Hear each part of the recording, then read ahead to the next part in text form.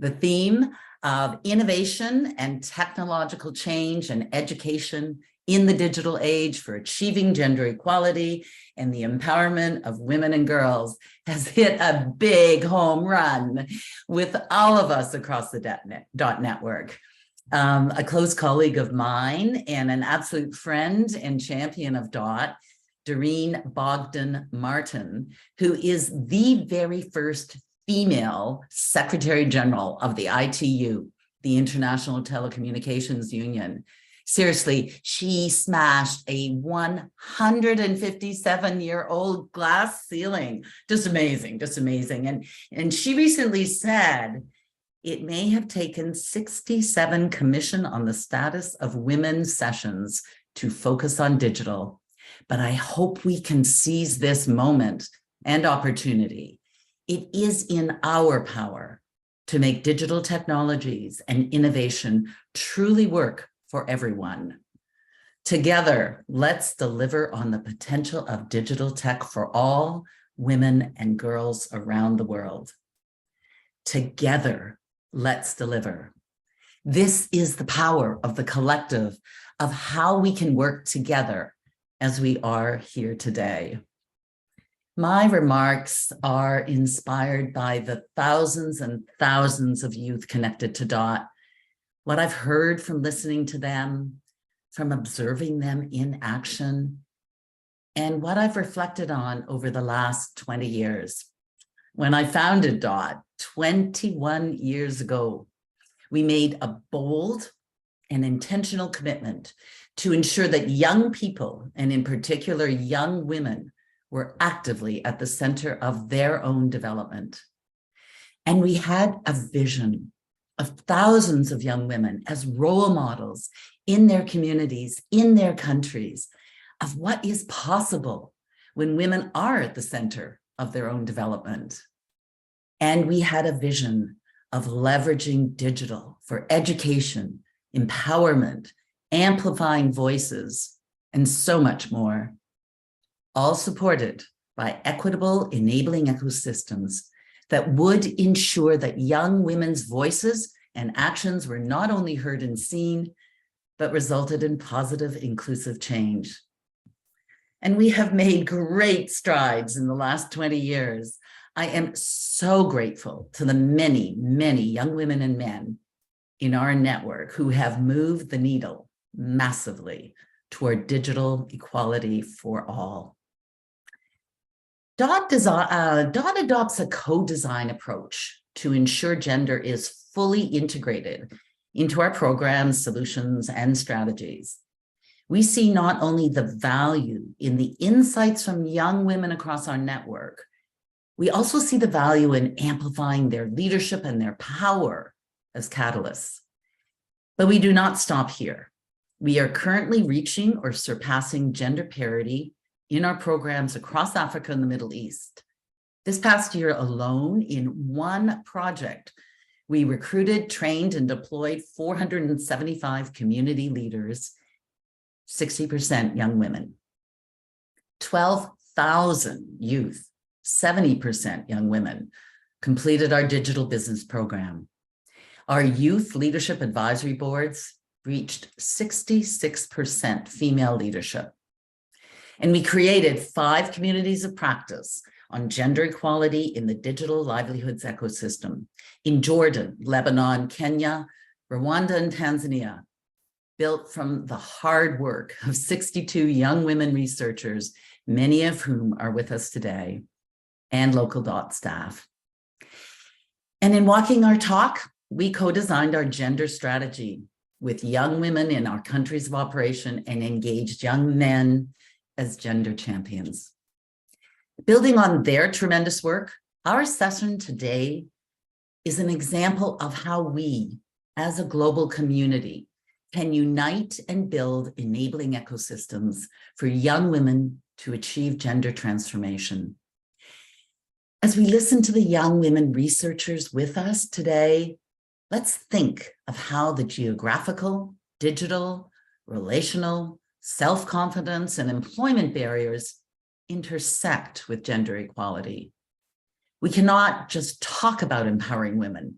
We need to make sure they are actually gaining power in their families and communities.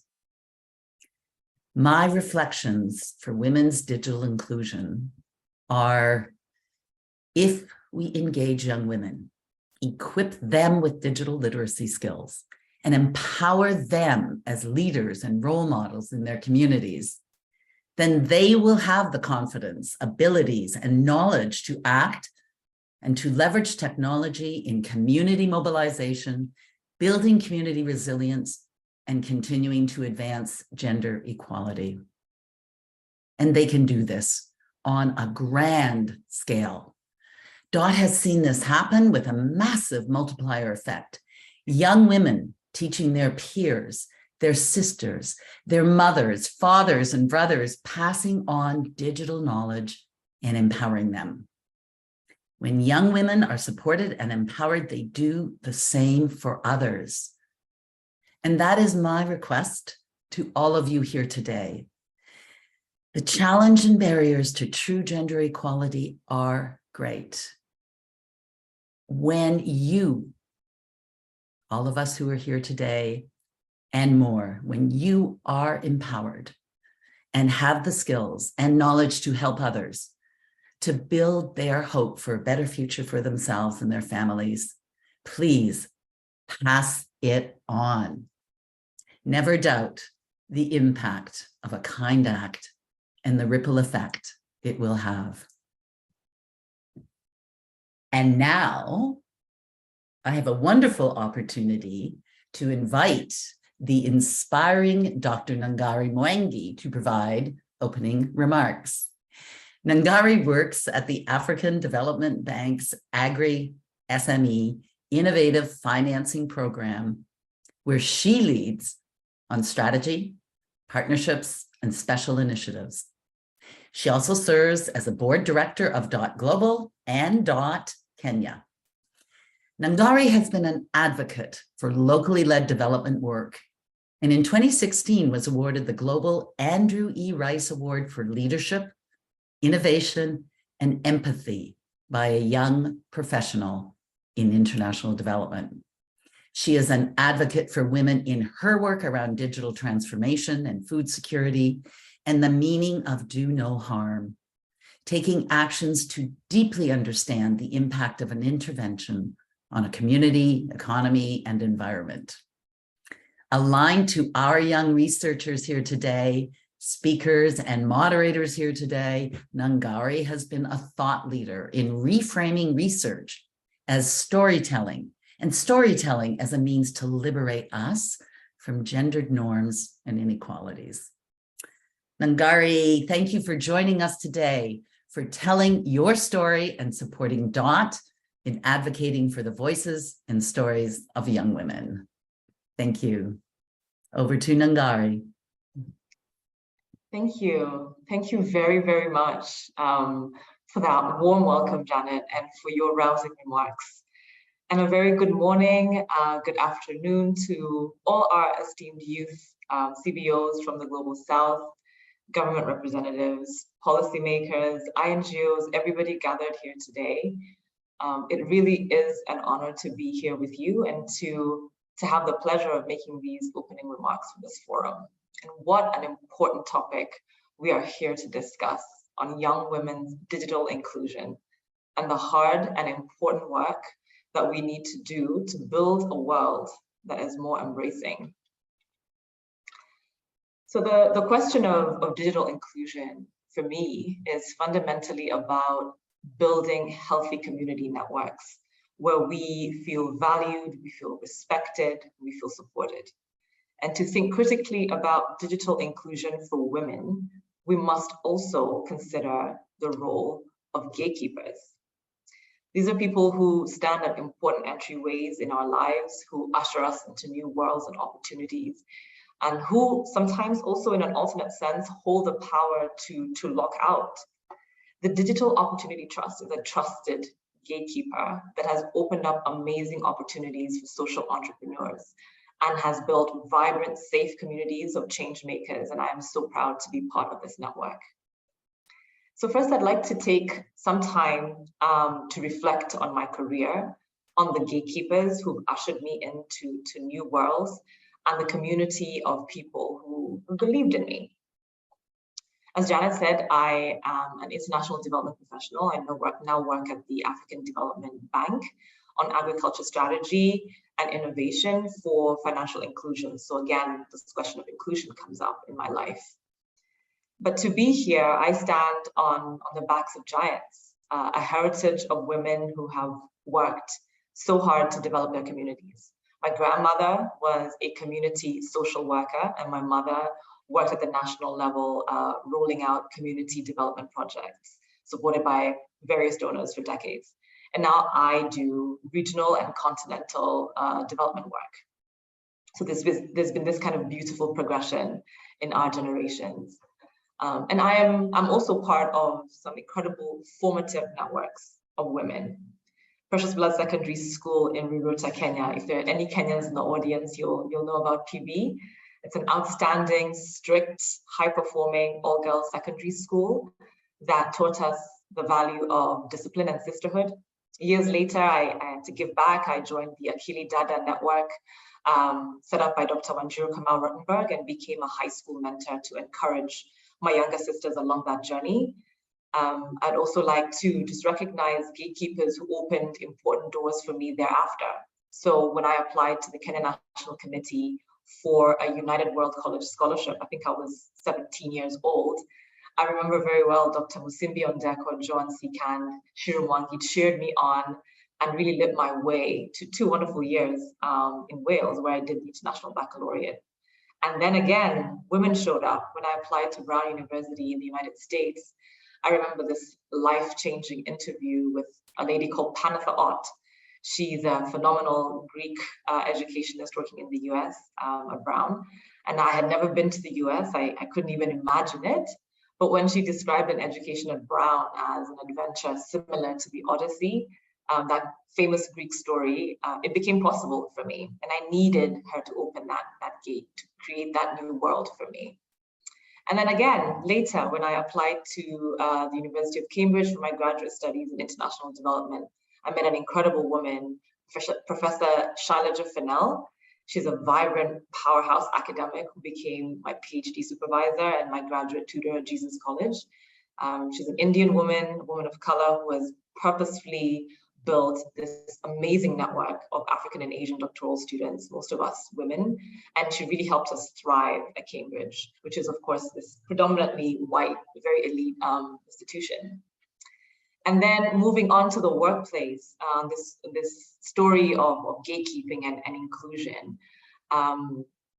After my studies, some 15 years ago, I recall this lady called Sheila Warohio, another phenomenal woman of Save the Children, who ushered me into the Humanitarian Leadership Development Program, where I cut my teeth in the humanitarian space and in food security for the continent.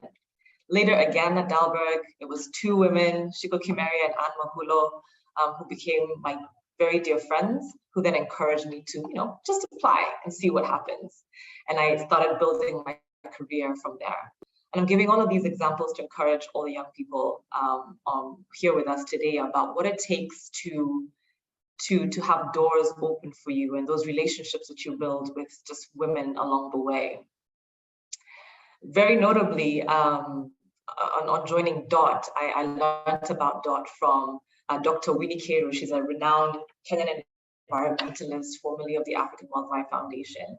And she is actually one of the people who put my name forward as someone who could possibly join the board. And she encouraged me to take up space as a young leader and to open up doors for other young women. And so this call for greater inclusion for women in the digital space and in our everyday world is really an ode to all of these incredible women gatekeepers. Who become vanguards to new and to expansive territories for each of us. And I hope that we can all become that for each other. And I'd like to say that inclusion is not only about gatekeeping, but it's also about giving back. After all, nature has taught us that communities are about symbiosis. So every opportunity I have taken up to join a mentorship program, to contribute to alumni networks. I mentioned Akili Dada, I mentioned the United World College Kenya National Committee, now serving on the DOT board, which is doing incredible work, supporting young people through university, providing career advice to those who are interested in international development, the same way that I was ushered in. More recently, when I was working at AGRA, where I worked for nearly 4 years, I built up the Center for African Leaders in Agriculture, or CALA, which has now become this powerful continental network of agriculture sector leaders focused on collaborative leadership, on working together to transform African agriculture. And inclusion there, in that context, meant amplifying the voices of women in agriculture sector leadership and ensuring that we are able to facilitate interaction between people who work in government, in private sector, and civil society. And so inclusion becomes about breaking down those silos that try to separate us. As a board member at DOT, I have witnessed firsthand the wonderful work of youth inclusion that DOT has undertaken, with the youth being at the very center and forefront. The Daring to Shift strategy has been innovating in supporting digital strategy, in providing workforce skills, entrepreneurship, social innovation, and created this vast plethora of digital jobs and businesses that respond to community-based needs. I've also been really encouraged by DOT's methodology of feet on the street. It's this wonderful form of participatory action research and co-design, something that I'm personally very committed to, which also encourages inclusion through a deeper emphasis on youth leadership and innovation. And then some of my other work with DOT as a board liaison to the Global Youth Leadership Advisory Boards, or GY Lab, as we call them. We've seen our outstanding young leaders continue to advocate and innovate around the need to include digital skills for freelancers, access to finance opportunities, digital marketing skills, the provision of mental health and well-being support online, and environmental sustainability. So creating those forums where we can discuss these issues. It's also been really encouraging to see DOT's strategic decentralization shift, empowering women's leadership in various countries across Africa and the Middle East, and locally. DOT not only believes that locally relevant digital technology can accelerate and increase positive social impact, but is also opening amazing gates of opportunity to many, many young women, and is actually daring us to work together to transform our communities together in the process. And I'm so proud to be part of this movement. To echo Janet's words, together, let's deliver on this potential of digital technology for all women and girls around the world. And now I would like to shift to the voices of DOT Youth, and I'm very excited to hear your thoughts on how we can work together to build enabling environments for young women. Thank you so much.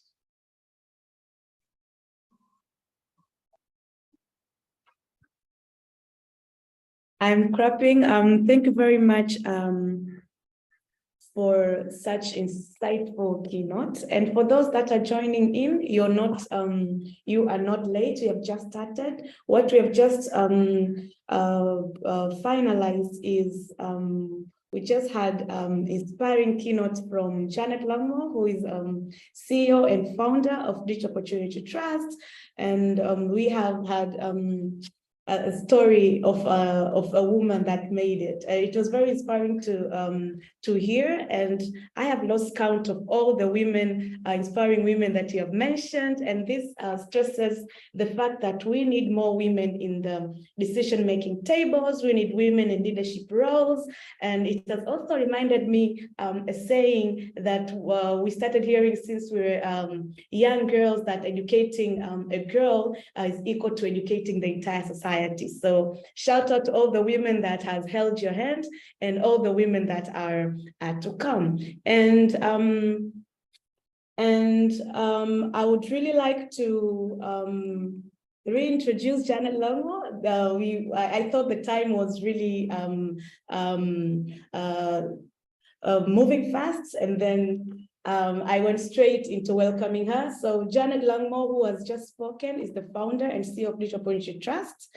And she's a passionate believer in the power and potential of young men and women as catalysts for global change. I will keep on introducing her and all the achievement that she has achieved as we go. So please stay in the session. And as we are waiting for the next activity, I would really like for participants to comment where you are from. I have seen people from Ethiopia, I have seen people from Tanzania, I have seen people from Uganda. So what I'm expecting now is you to write where you come from so that we acknowledge your presence. So what follows after now is that we are going to have a panel discussion, and it's about the best practices for building enabling ecosystem. We are going to have questions and answers, and we are going to have other two incredible women. I'll also allow them to introduce themselves. When I read best practices for building enabling ecosystem, it reminded me of one of the things that we believe in a Digital Opportunity Trust. So we believe in gender equity approach, which involves where we work with youth to co-design and implement programs that will affect their lives. So it will be really nice to hear what has worked from our panelists, and also please stay because we're going to have breakout rooms. We'd also like to hear what has worked from wherever you are. And who we have in here, just to remind you, we have youth, we have policymakers, we have government representatives, and we have representatives from CBOs and international organizations. So you are in the right space. Please make sure that we hear your voice. I would really like to now to welcome Nusiba Talahain. Please help me on how to correctly pronounce your name. Yeah, okay. Hi, everyone. I'm Nusiba. Okay.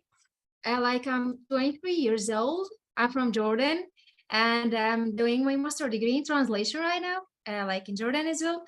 I'm so glad to be here to share my story, share my knowledge, and be as a panelist. It's an honor to be here with you, sharing our knowledge. So I was a student with Jordan, okay, and I took many courses related to digital or basic digital skills, and then WordPress. And after approving myself and my skills and passing the final project that I provided, I'm now a facilitator with Dot. I assist trainers in a logistic and technical. I provide any logistic and technical help, and a member of on YLab team. We are in YLab team responsible to highlight the success stories among creative and intelligent students. It's our responsibility to tell the world about their our successful stories and students. So yeah, I would like to thank Dot that they gave me that great opportunities, so many opportunities to to improve and to provide the help I can to provide the help to students who want to learn. Okay, and the most interesting thing that we are working in the project, or we are doing such a research about that connected between innovation digital opportunity and gender equality. And like imagine how great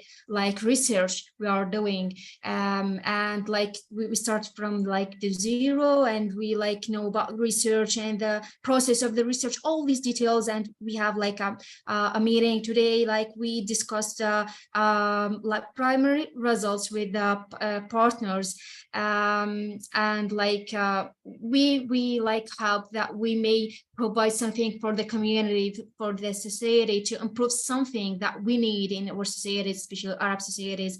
Like still we have, let's say, a gap in the concept of gender equality, and we try to improve the concept, and to let the community understand like the exact meaning of gender equality. In addition to that, actually, I have high interest in empowering women and preparing them to enter the labor market, and consider like that is as an important step towards achieving gender equality and creating more just and equitable society. As we know, like women have historically faced significant barriers to accessing employment opportunities, and have often been subject to discrimination and unfair treatment in the workplace. I think like by providing women with the tools, resources, and support they need to succeed their choosing careers, we can help to level the playing field and ensure that everyone has an equal chance to thrive. This may involve initiatives such as like training and education programs, mentorship and network opportunities, and policies that promote gender equality in the workplace. Ultimately, by empowering women and enabling them to realize their full potential, we can build a more diverse, inclusive society for all. So this is like, let's say, my interest regarding to women issues and like to gender equality. So like I would like to thank you again to like host me today. Thank you very much, Nusiba. I could feel how moved you are with gender equality, and it was really nice to hear the work that you're doing in Jordan. I could feel you from here, and I hope it was the same with all other audiences that we have in here today. And I would also like to take an opportunity to welcome Emma Atieno, all the way from Kenya. Please introduce yourself. Hello, everyone. Hello. My name is Emma Atieno, though I don't know how to put it. Good morning, good evening, good night. I said good morning, good evening, and good afternoon when we started. Please continue. Okay, I'm so happy to be in this space today. I don't know how to start my conversation right now because I've heard from Janet, I've heard from Wangi, I've heard from Nusiba. Then I'm like, gosh, am I the one at the top? Because right now I don't have big words to define my levels because I'm just starting. And just to confess, I feel very nervous on these screens. So again, I am Emma Atieno Odhiambo, a community leader based in Nairobi. I don't have much to say rather than wait for the question from Sekela, then I'll be glad to respond to them. But what to say, just to add on Mwangi's story, I feel like I will not be giving up any soon on where I want to be. I won't feel less of myself, but just to pick it up and go. Okay, it was really nice to hear you, Emma, and I'm sending you a virtual hug. Please do not be nervous. I could feel, and I also Googled you. I could feel how passionate you are about gender equality, and it is written all over the internet. So I would like us to go straight to our first question, which is what are the key ways gender norms are shaping the ecosystem? So in your context or in your opinion, what are the key ways that gender norms are shaping the ecosystem? I would really like to start with you, Nusiba, since you're the first one to introduce yourself. Welcome. Okay. Yeah, like I think gender norms can have significant impact on the ecosystem. For example, gender norms can shape how individuals perceive and like interact with the natural environments. For example, this give me like examples from like our societies. Men may be more with like more likely to engage in outdoor activities such as hunting and fishing, while women may be more likely to focus on gardening and other forms of agriculture. For example, like this like a society or community shape the rule for women and men. Gender norms can also affect like the types of careers and rules that individuals pursue within the ecosystem. For example, women may be underrepresented in STEAM field and leadership positions in environmental organizations. I think like gender norms can also affect how individuals access and use natural resources. For example, women may have less access to land, water, and other resources due to cultural and legal barriers. So yeah, I think like these are like the most important norms that shape like the role of let's say women and or yeah, the gender. You're muted.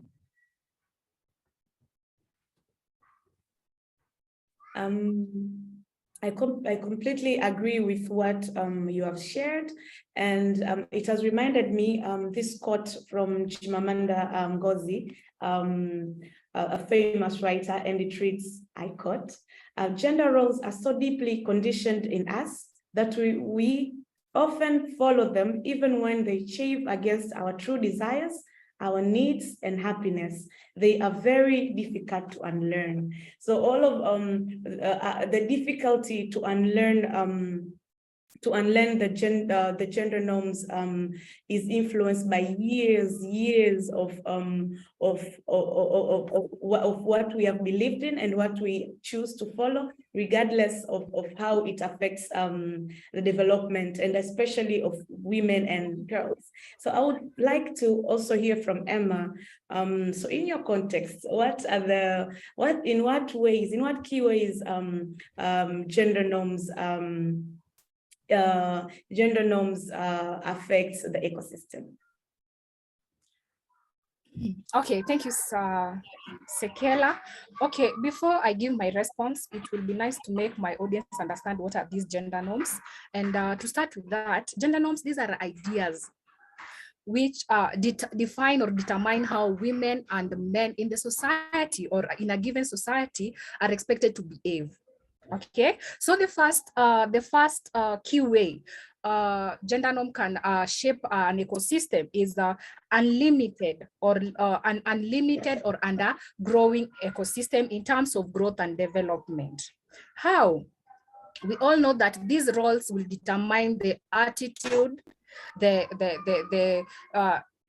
personality, the occupation that these different gender tries to involve themselves in. For example, in a societal context, a given general may define that women are supposed to do or to explore given careers. For example, we know women are soft. They are soft and according to the norms, they're saying that women are very soft and so fragile, and so they have to do occupations such as nursing, teaching, so that they may not expose themselves to a lot of maybe or hindrance or a lot of tiredness or something. Then men again are seen to be energetic, people who have a lot of energy, people who are courageous, and then they are seen that they're supposed to take occupations such as technical occupations such as piloting, engineering, and these, when you look at these, at the end of the day, this will have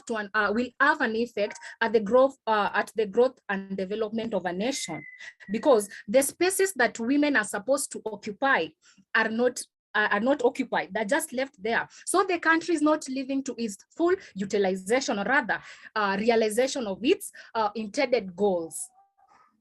Okay, another thing, we have a norm like family dynamics, where in that setup, it is believed that the man is the head of the family. And again, a woman is supposed to be at the toe, like the says, the comment, the socialization in the outside community is not accepted. And this, you'll find that women are now sitting in a cage where they are not exploring out their potentiality or the ability that they have internally.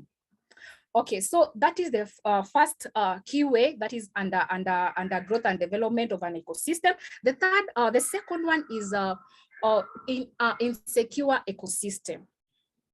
How? There are some gender norms which are so harmful to women, just to have a perspective of a given gender.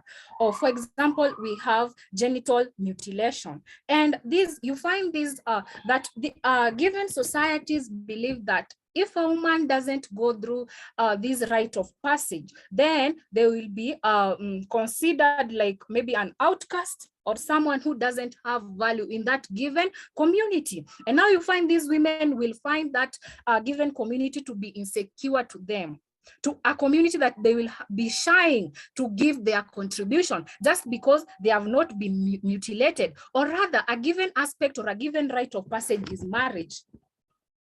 For example, talking to from my own perspective or experience according to my society, you find that at a given age, a lady or a woman is expected to get married. And if you don't meet that standard at that particular age, the society will start throwing tantrums, throwing imagination and a lot of blame game towards you. And at the end of the day, as a woman, you will feel like you're a neglected person, and that society will never be a society that you want to take part in. Another thing, just to explain this concept of insecurity or insecure ecosystem, is gender norm. They try to define people's traits like personality. Women are perfect woman is a woman who is thin and slim, not aggressive. So the moment you try to be a bit chubby, just let me use a nice term, the society will define you as unbeautiful and cute. And so you will feel, again, you will find that space to be unattractive, or rather insecure, for you to participate or give your own contribution. Okay, then another thing is okay, that another thing, sorry for that, another thing is women are expected to deliver some goals in the, not to deliver actually, but to play certain roles in the society. And these roles, such as if you are talking about the rural setup, a woman is expected to sit at home, wait for the husband to bring the resources. And now, if in a society we had several maybe economic activities which will create income for this community, women will not be allowed to go home, but those spaces are not occupied, they are just free, but they will sit home. A husband who has gone outside will come back very bitter in the day and cause what we call family violence. And again, the woman will be blamed that your work is just staying here, you don't go anywhere. And at the end of the day, this ecosystem will not be a favorable ecosystem. This woman will find this ecosystem to be insecure. Yeah.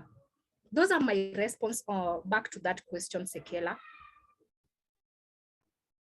Thank you, Emma. I was not tired. I did not get tired hearing all that you had to share. And it also reminded me of growing up, because I was always asking questions. I wanted answers. I always wanted to speak out, and I was termed as one of the troublesomes. I even got a name as a trouble kid, just because I challenged the norms that are in my context at that time. I would really like for us to go to a second question. What should organization do to reach the most vulnerable and underserved? So as you're answering this question, I would really like to hear your opinion on who, in your context, enters the group of vulnerability and underserved. Emma, I would like to start with you. Again, thank you, Sekela. I don't know if I pronounce your name right. Okay, yes, it is good to understand who are these underserved, or rather the vulnerable people in the society. We may start with people living with disability, lactating women, women as whole, as a bracket, the old in the society, the youth. So vulnerable people, just group of people who needs to be served in a special way so that they may meet their daily needs for sustainability or something. Okay, how should organization ensure that these vulnerable groups are reached out to? The first one is having a direct contact with these families. If an organization comes in an area, then what they should, so my glasses are reflecting my screen. If maybe I can try and remove them, it's okay. So if an organization is coming to a community, it is very important for them to identify those families having these vulnerable groups. And how will they do that? Because an organization may come from, maybe, let me say, outside Kenya and come. Now they may come in my society and use what we call local leadership, because these local leaders, they know who is vulnerable in their society and what kind of assistance or rather help they may need. Yeah, and after the identification, another thing, it's very important that they use like the physical observation, they visit there like physically to confirm that these people that need the help are actually the one receiving the help. Yeah, the second one is organization establishing what we call resource centers that meets the needs of these vulnerable groups. If, for example, we are talking about the youths, the organization should look or put into consideration which type of resources do these youths need, and then put together or accumulate those resources, then establish a resource center where the youths can have these resources. Again, if you're talking about women or women that wants to get into a program, then this resource center should fit their needs or the desire that they are intending to do what? To quench. Okay, and if we are again talking about people living with disability, we should have resources that support their lifestyle or their ability to much extent that they can enjoy. To the last point, I feel organization should also do what we call follow-up. What do I mean by follow-up? Is what follow-up to ensure that beneficiaries are taking back or impacting lives in the society. Why? Because this one will be like a mean of creating awareness about the organization, work, or goals. I don't know if that point is sinking in clearly. When an organization comes in, we do a lot of projects, okay? Then after the end of the day, for the beneficiaries who have benefited from our programs, we have to follow them to their locations, then ensure that they are impacting the society with the skills or the ideas that or the knowledge that we impacted them with, so that that could be used as a means of attracting other people to come and be part of that organization. Yes, that is from me, Ona. Thank you very much, Emma. It was really nice to get to understand what is happening in Kenya, and I can assure you it's the same with Tanzania, So that calls for collaborative effort to make sure that we work together towards achieving gender equality and empowerment to women and girls. I would also like to hear Nasiba. So what's your intake in this? Do you want me to repeat the question? No, I get it. Yeah, I get it. Yeah, thank you. Like, actually, yeah, again. Sorry to cut you short, but before you begin, I would like to encourage our audiences. If you have a question, please write it in the chat. I'll read it out. And if you have an addition point too, please share it in the chat. We'd really like to hear what's happening in your region and in your context. Thank you. Please continue, Nasiba. Yeah, I actually try to summarize a number of steps to reach the most vulnerable and underserved populations. Like, let's say the first point, like conducting community assessments to understand the needs and priorities of different groups, including those who may be marginalized or excluded. Okay, I think like the next step or the next point is about like building partnerships with community organizations and leaders who are trusted by underserved populations. So like building that trust is so important. Also ensuring that programs and services are accessible and inclusive, taking into account barriers such as transportation, cost, and time constraints. The next point is like collecting, using data, monitor and evaluate program impact, as I think Atona said, which we called like follow up, evaluate program impact and to identify opportunities for improvement.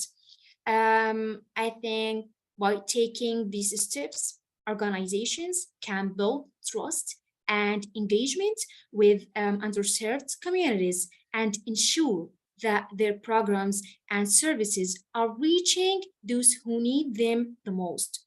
So yes, I come up with like these steps, who enable organizations to reach these underserved communities or populations.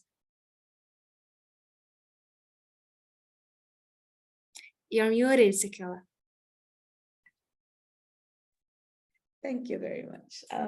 It was really nice. It was really nice to hear you speak, and I can't stress this enough. Women all around the world, we face the same challenges, and I'm very happy that this is one of the efforts that we are doing to contribute to bridging the gender gap and the digital gender gap, especially in Africa and developing countries and other developing countries. So I would really like for us to continue the conversation, but with time, I have to go straight to the third question, which is how can programs be more inclusive?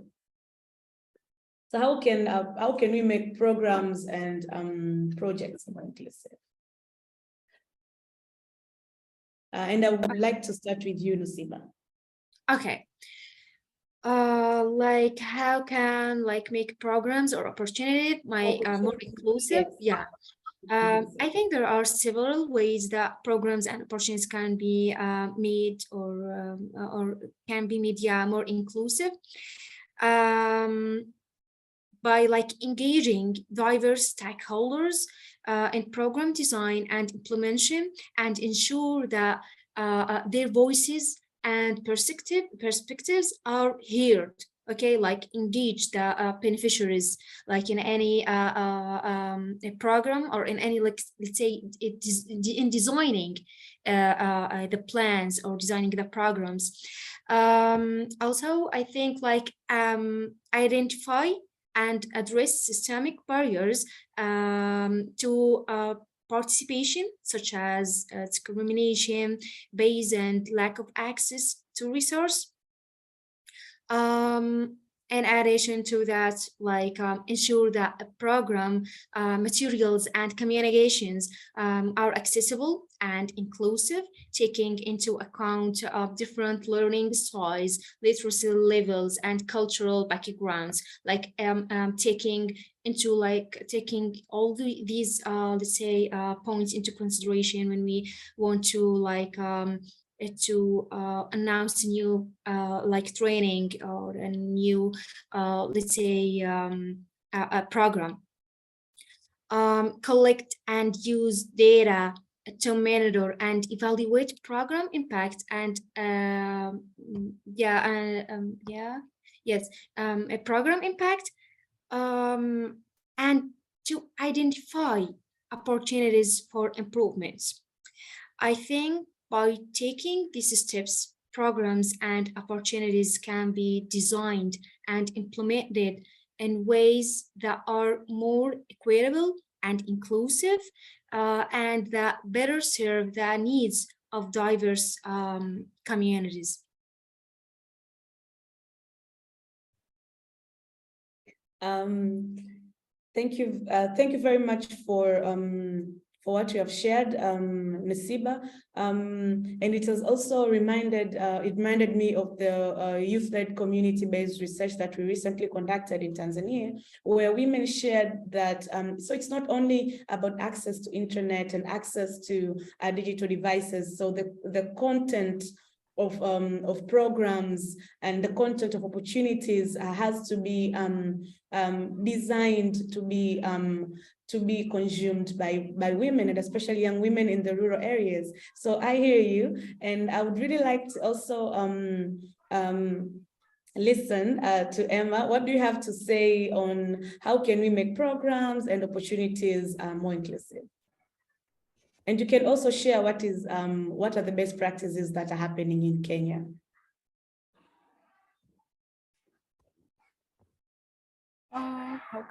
The question is how can programs or stroke opportunities be more inclusive? I feel the first attempt is using collaboration with other stakeholders, because from these we are the programs are able to learn different aspects of the society and different needs of the society, what they need and what needs or needs to be, what are the felt needs of the society, depending on the response of various stakeholders. So sure, collaboration will work for that,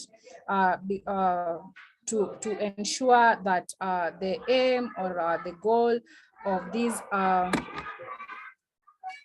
this given program is achieved through inclusion. So another thing is the programs should ensure that all its approaches are meeting gender equity and also gender equality.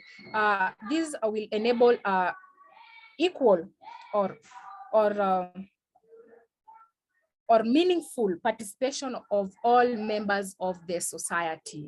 Another point is ensuring the programs, this one I've spoken about that, ensuring the programs meets the felt needs of this given society that they intend to serve.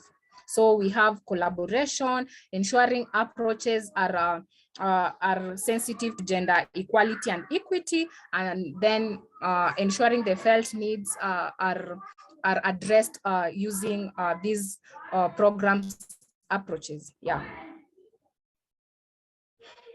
Yeah, thank you, Emma. And it is true. For example, with Digital Opportunity Trust, we have recently celebrated 20 years of putting youth at the center of change. It's true, if we bring in youth in co-designing and implementation, we are going to move faster.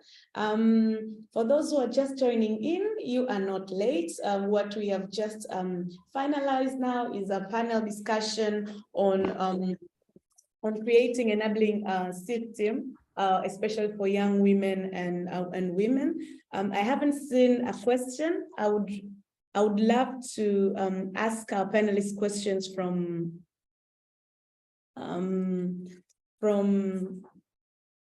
the audience.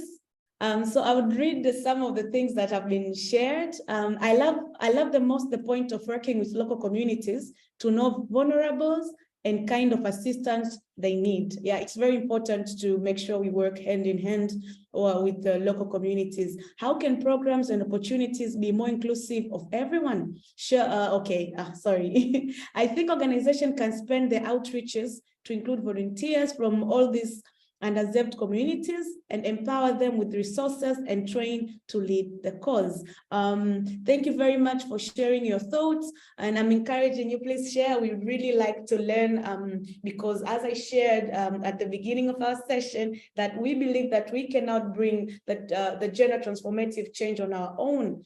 So please make sure that your voice is heard, and especially in the next activity. So before we start, I would really like to thank Emma and Nasiba for your time here today. It was really nice and insightful to hear of the context and what is happening in Jordan and in Kenya. And it was really inspiring to hear that our conversation today has reminded us of more collaboration among regions to make sure that we achieve gender equality. Thank you very much for your time. I'm clapping for you here. So what follows next is we are going to have World Cafe breakout style, where the audience in this session are going to be taken into different breakout rooms where you would contribute to a number of you'll be contributing to a number of questions that will be asked in the breakout rooms. And just to remind you, please make sure that your voice is heard and your time is now.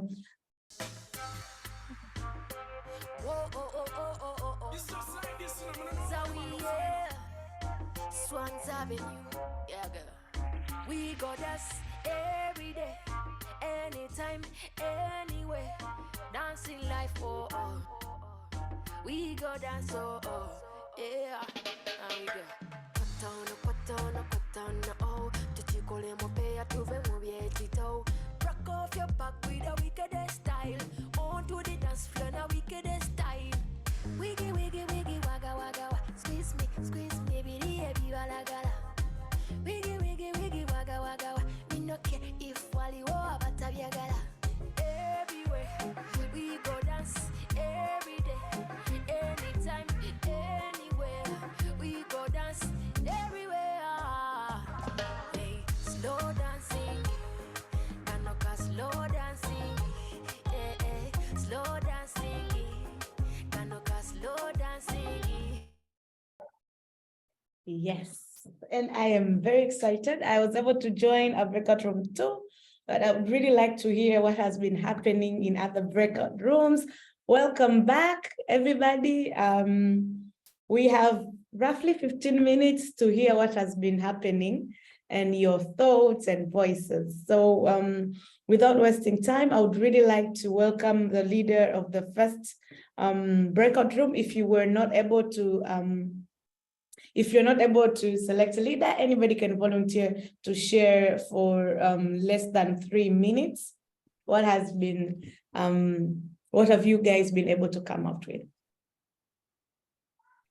So the first breakout room discuss barriers for rural youth. Please.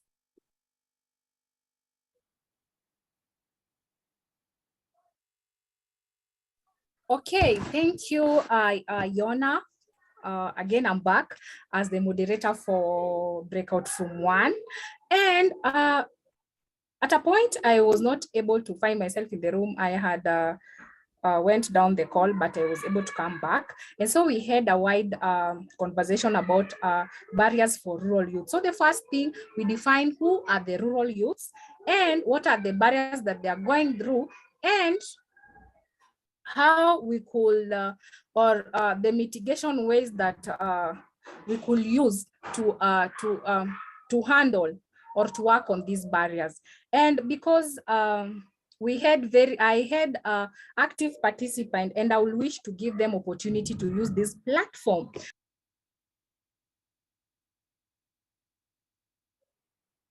You are muted, Emma.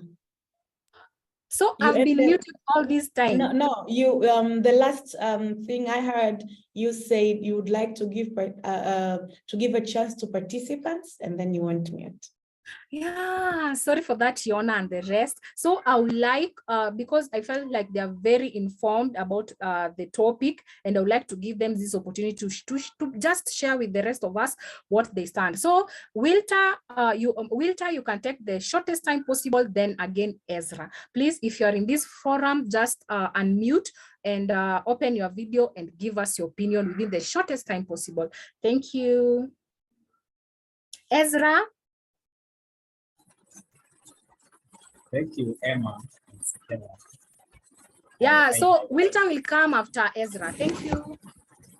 I beg to share my views without the video. So, straight to the point, in our discussion, I like the discussion about rural youth because I'm a rural youth personally. And we divided the barriers into three. We had economic barriers, educational barriers, and social barriers. And then about economic barriers, the main barrier was limited job availability and poverty, where most rural youth are living below the poverty line. And then about educational barriers, we shared about fewer educational programs and services for the rural youth compared to the urban youth. And then about social barriers, we shared about the lack of jobs and internships, lack of infrastructure, and several other barriers that encounter the rural youth. Then there was one way that we are going to counter these barriers, and I think Emma, maybe the break room ended before we settled this. But you being a community leader, maybe I shall have to link with you later. You are from Kenya, thank you. I'm a Kenyan too. And we said the highest mantle lies in the hands of the community leaders because they have a key role to play in helping these rural youth navigate their challenges and overcome the barriers. One way was that they can collaborate with local and national decision makers to ensure that resources are allocated towards helping rural youth access educational or employment opportunities. That was the key way that we will be able to counter these barriers that affect rural youth. Thank you so much, Emma and Sekela. Thank you. Oh, thank you. Thank you, Ezra, for sharing out and having the confidence to come out and speak to us. Thank you. Let me move first to Wilta. Wilta, are you in? If you're in, please take this opportunity to share your views.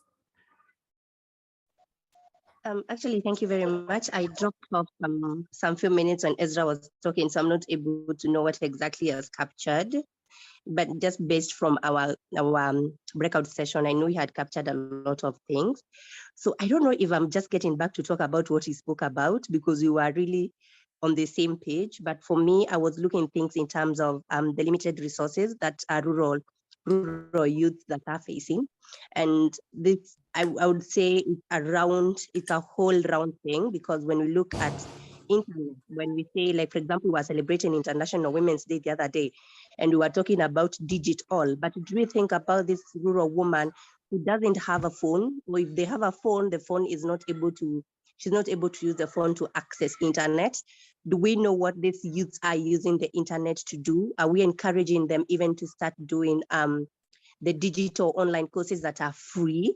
You know, so I would say limited resources in terms of everything. Also, when we look at accessing of services in the hospitals and in the clinics. We find that most of the clinics in the rural areas, they are the clinics that are set up by persons, by individuals, I would say private sector, and others are set up by the government. And for the government, it's cheaper, but when it's cheaper, it's affordable for the youth. But now if it's affordable for the youth, the services are not there, the personnel is not there. So when you look at the rural youth, I feel sometimes they're, not even sometimes, I feel most of the time they're very disadvantaged in most of the things that we do, and we feel that they are basic, but for the rural people, they are not basic at all. And I will also talk about the opportunities.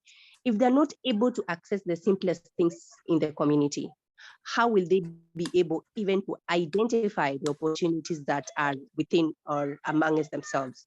The opportunities that they have, they are limited, and they're limited because they share opportunities amongst themselves.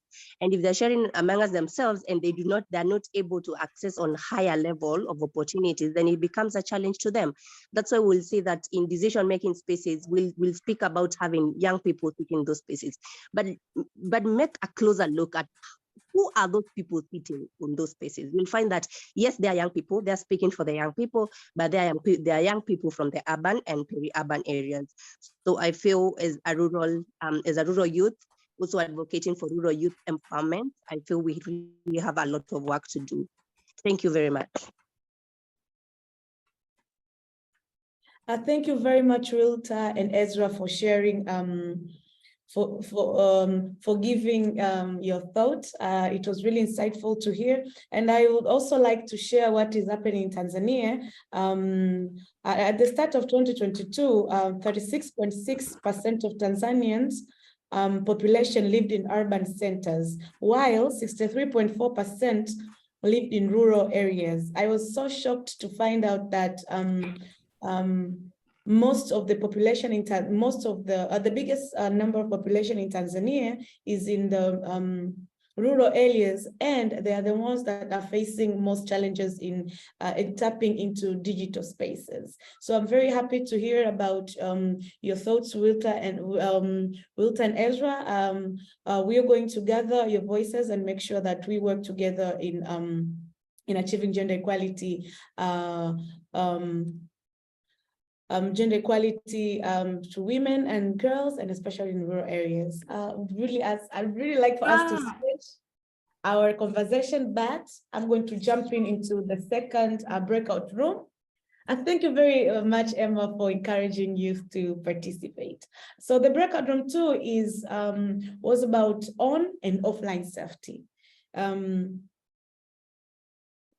minutes to share what you were able to come up with. Thank you so much, Sekera. And we were in breakout room number 2, and I was with many people, and it was a great discussion where we have been looking on and offline safety. And we have seen that the gender-based violence online and offline is a very strong issue that the whole world is facing. Like you have seen examples from Rwanda, from Korea, and from any other areas, different areas. And I can say that it was a great discussion. And we have seen that there are many reasons that are causing women not to report the cases that they made. I've seen that the first cause is they're afraid that the information can go out. Like if I report this, I will be blamed, or I will be what? And even the community, what will the community be saying when I report this? And you find that they're leaving their cases unreported. And I've seen that many of them are being afraid that, like, if I am violated in the workplace, maybe they are going to fire me, or maybe I will not get another job. So they leave their cases unreported. And I've seen that, like, 1 in 3 women, they experience the sexual violence across their lifetime. They say it's really the strong issue. So we have seen that what is needed to be done to solve this problem. One of our friends said, I think c'est Pascaline, she said that women need to have like knowledge and skills on what they post and why they post that, so that they avoid those like scammers or other cyberbullying issues that could raise.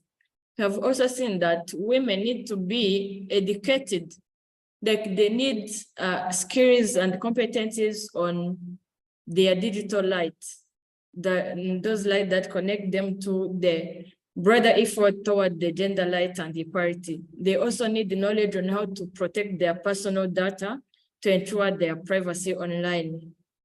So I think we could give you that also the work to everyone, that we also need to train not only women, but also those young girls, because they are future world. So we need to train them like how they could behave online and offline, and that whenever something happened, you could report so that we avoid those cases. Thank you so much. I think that is helpful. Thank you very much, Benny, for summarizing your conversation in breakout room 2. And it was very insightful to hear one of the reasons why women keep on experiencing violence online and offline. And yes, one of the biggest reasons is that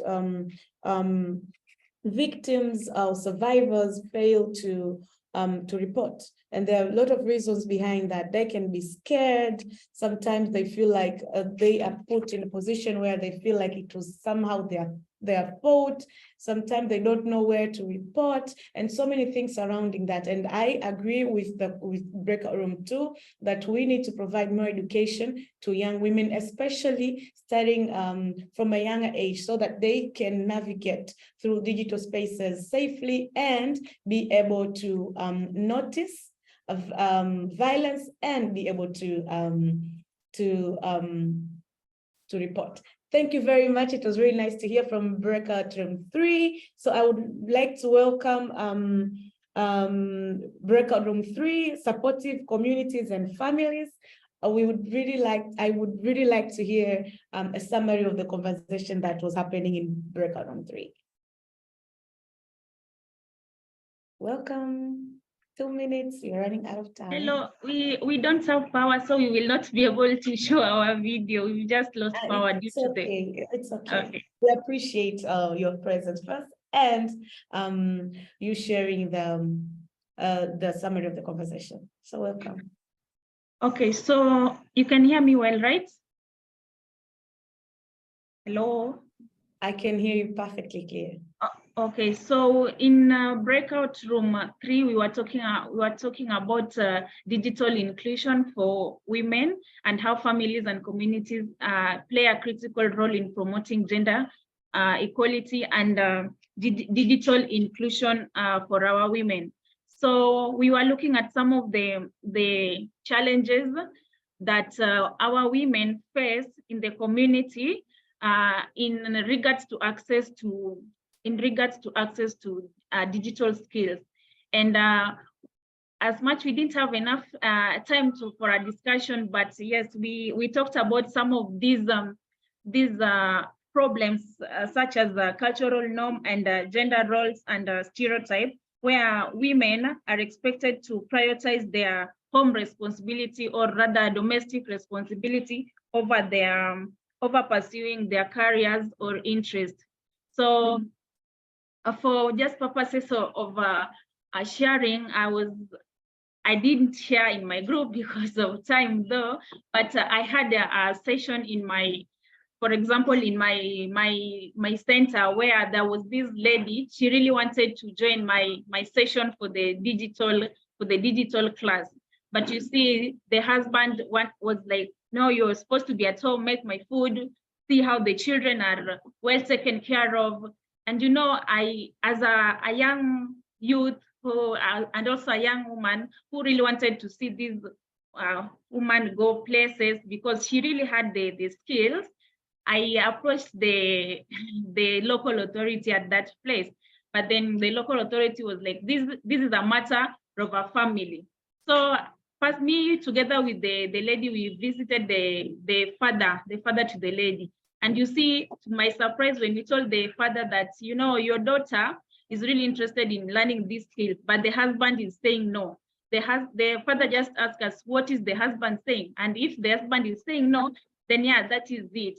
So you see, such gender roles and stereotypes makes us young women, we leave our careers or our interests so that we can just get to concentrate on our families, or rather domestic work.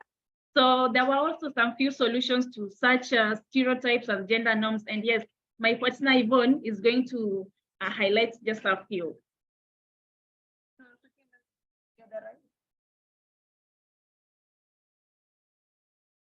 Sorry, I was speaking while I'm muted. Yvonne, thank you very much for sharing. And Yvonne, you have less than a minute to summarize. We still have 2 more breakout rooms to go. And if a point is not shared, please feel free to write it in the chat box. Okay, welcome, Yvonne.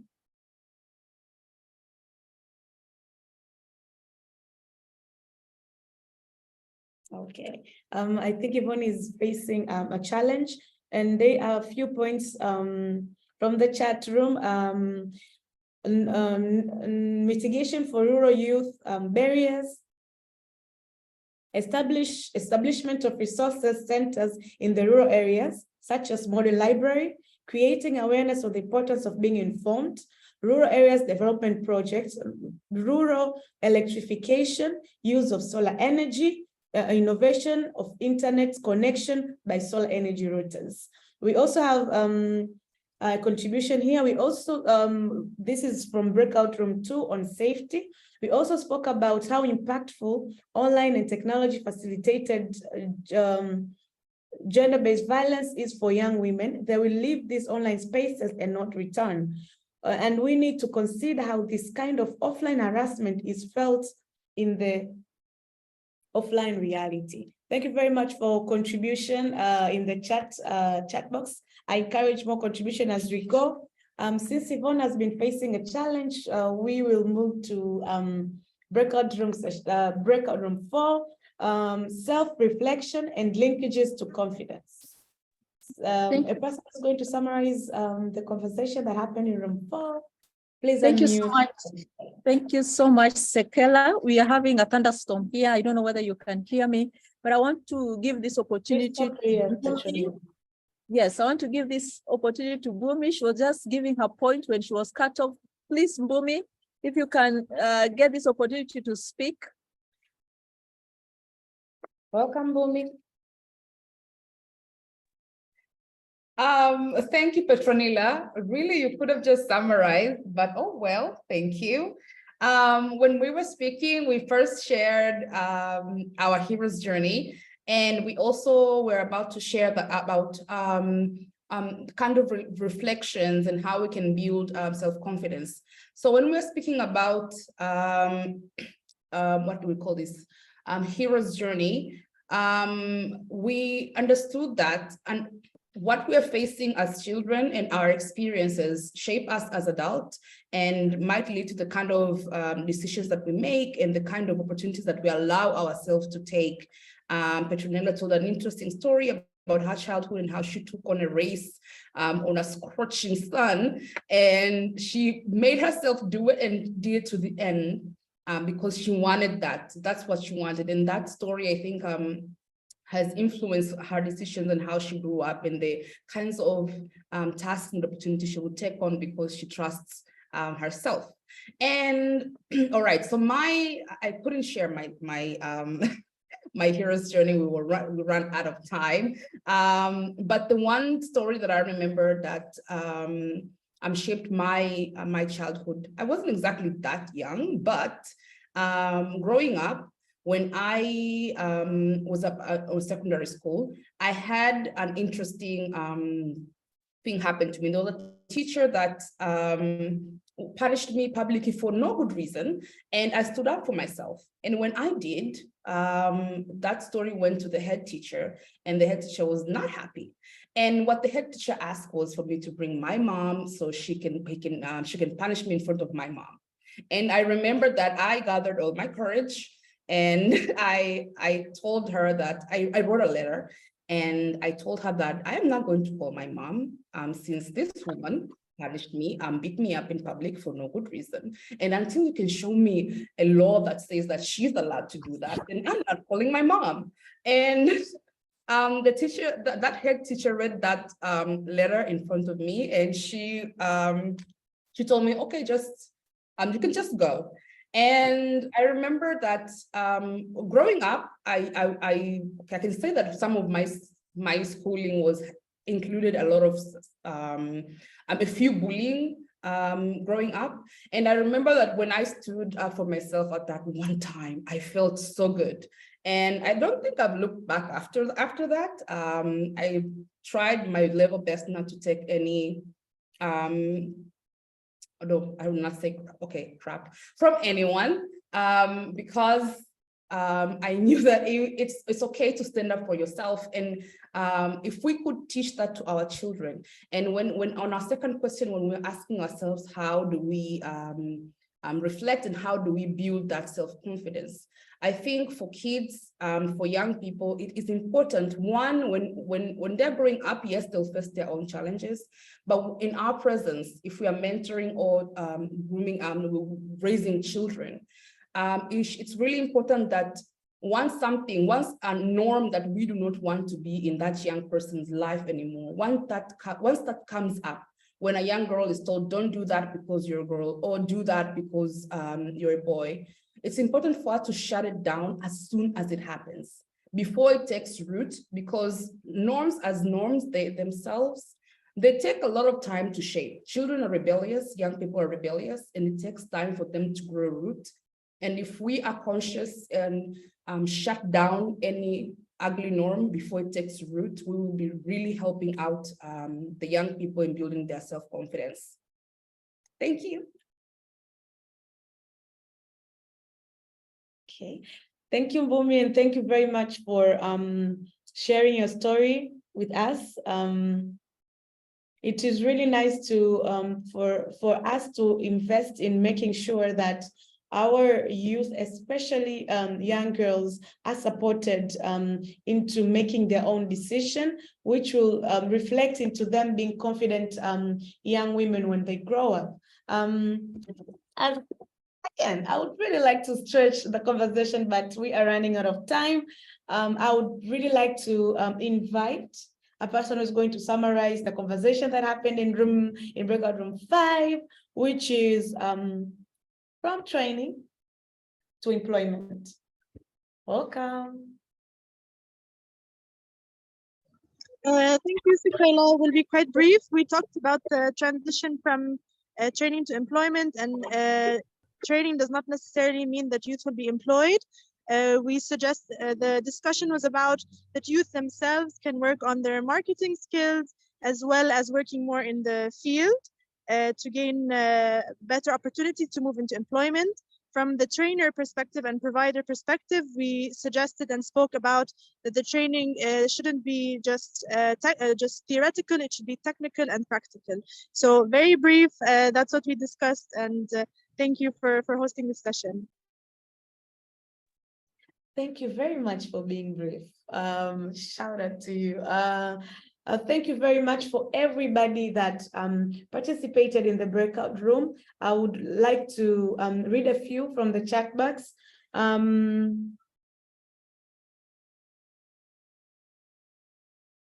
For breakout room 5, we also discussed transitioning from training to employment. This can be through engaging in field work, knowing how to market yourself, and for training to be practical. Yeah, because of time, I'm going to end there, but we are going to share everything that we have discussed today. I want to take this opportunity to thank everybody that has participated and everybody that has voiced up their voices, and for everybody for the incredible women that have shared their stories today. And special shout out to you, Janet Longmore, our founder, the founder and CEO for Digital Opportunity Trust, for sharing the keynotes that really reflected on what Digital Opportunity Trust is currently working on and for the impact that we are achieving. I would like to also take this opportunity to thank everybody that participated in making this session a success.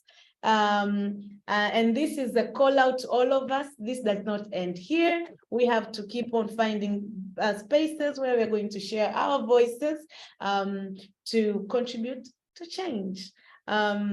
Again, Tanzania is celebrating 20 years of putting youth at the center of change. We welcome every organization, from community-based organization to international organization who wants to join us in the journey towards achieving gender equality. And also, please welcome in our social media pages, Digital Opportunity Trust, to learn more of our work and the impacts that we have achieved. My name is Sekela Yona, and I work as a gender and project officer all the way from Digital Opportunity Trust, Tanzania. I realized I did not mention my name at the beginning of our session. So I'm sending you virtual hugs and handshakes. Bye-bye. Bye. Bye, bye, bye. Thank you. Bye. Bye-bye. That was great. Bye. See you soon. Oh, bye, everyone. Thank you. Bye. Thank you, everyone. Bye, Mbumi. Bye. Bye, everyone. This was so great.